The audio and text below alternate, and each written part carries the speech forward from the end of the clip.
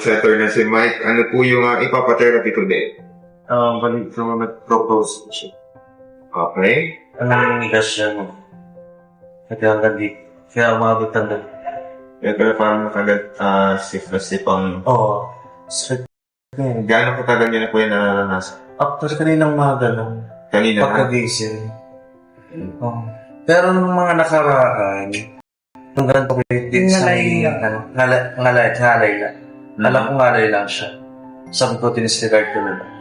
Tapos kanina, hindi na akong alis pag-galaw to. Ang hirap-hirap na ako sa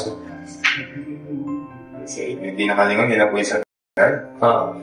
Yung nararamdaman ko kung masakit dito. Mali dito lang. Kung i-rate po ng 1 to 10, gano'ng masakit yan? Hanggang na pinakamasakit. 4 lang.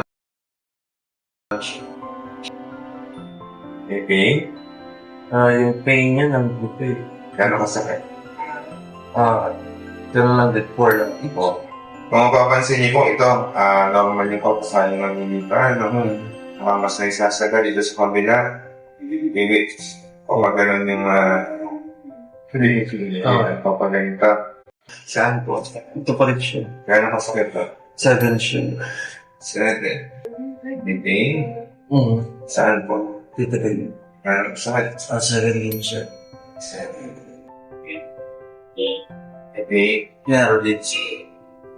Gano'ng kasakit? Sa 4 lang.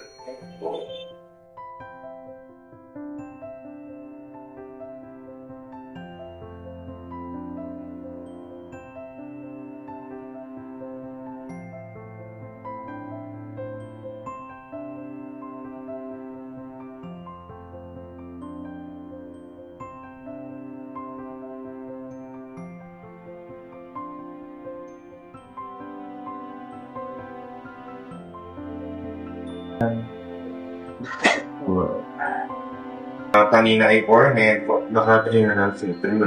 Sa kanan. Kanina number 4 to? 4 po. Okay, ngayon po. 3 na siya. 3. Number 7 na pain. 4. 4. Number 7 na pain. 5. 5. Number 4 na pain. Wala dito. So, pakiramdam mo after ng therapy.